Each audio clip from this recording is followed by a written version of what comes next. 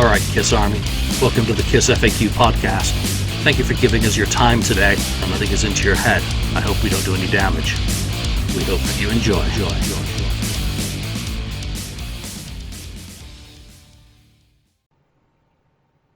Welcome to the KissFAQ podcast. This is a very, very quick unboxing, or more appropriately, just an opening.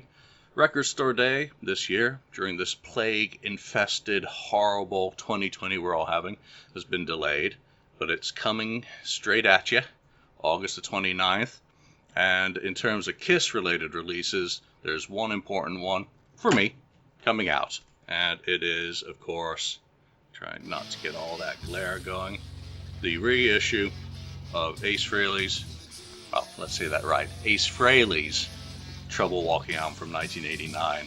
It's being reissued through E1 in cooperation with Atlantic on vinyl for the first time since 1989 in two colored 45 RPM mastered double LP format.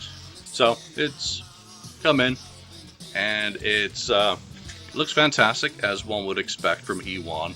They put a lot of attention to detail into their products and whatnot. Again, I do apologize for that glare. I'll try and get the angles on it right so that you can actually see what I'm talking about.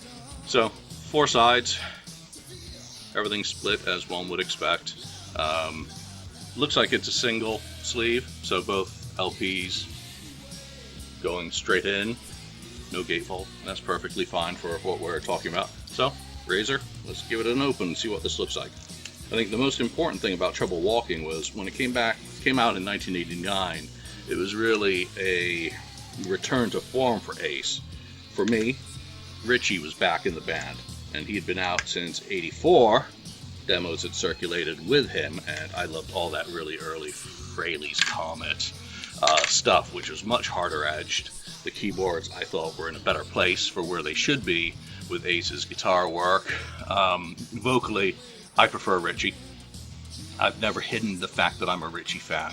I love his swagger, kind of out of the Keith Richards school. I like he and Ace's guitar interplay. I was thrilled when I finally got to see the Ace Frehley.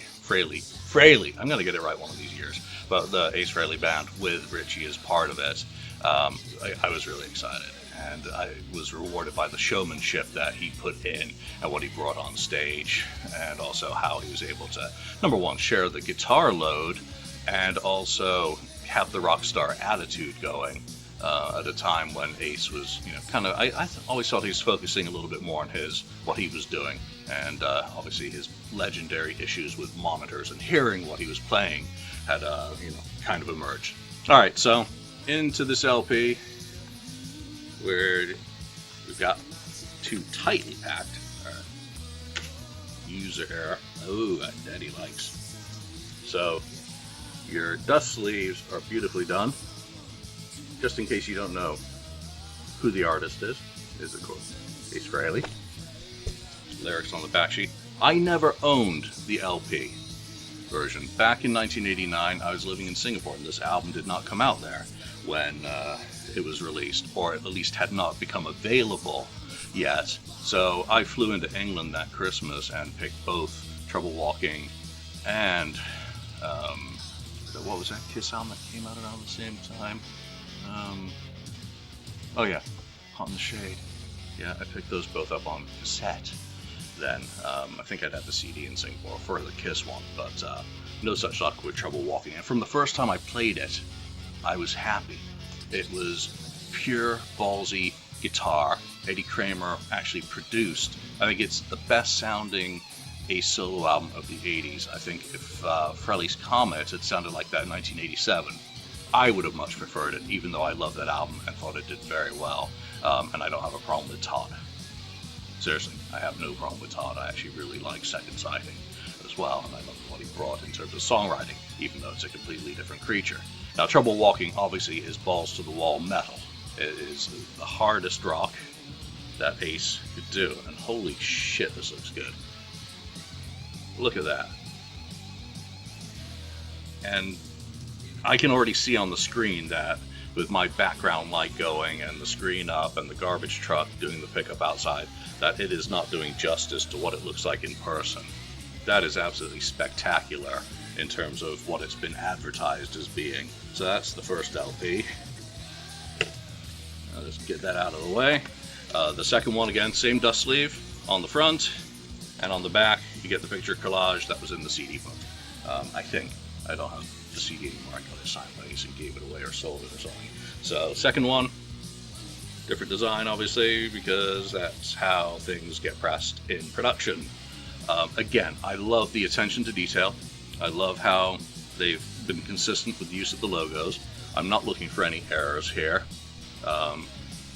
Edges are nice and trimmed, well produced or manufactured all together, and that's as far as I can go into this.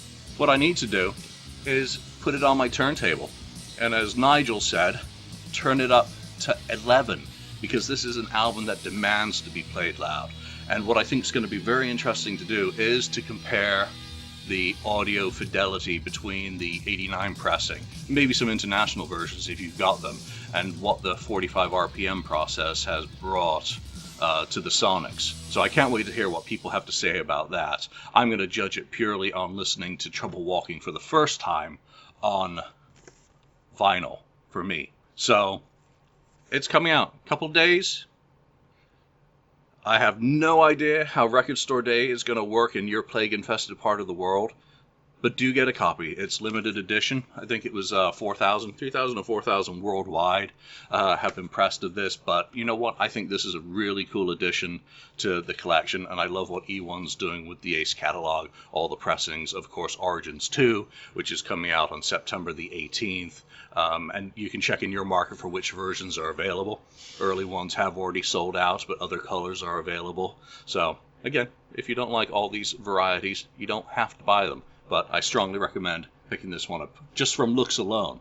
So, looks fantastic. Can't wait to hear it. Can't wait to hear other people's opinions. Yeah, I'm going to go get lost in limbo and enjoy this. Take care. Thank you for spending time listening to the KissFAQ podcast today. All sales are final, there are no refunds. If you'd like, look us up on Facebook or come over to the KissFAQ message board and discuss the topic we've broadcast today. Don't forget to rate us on iTunes, Spreaker, or wherever you've listened to the show. We hope you'll join us again.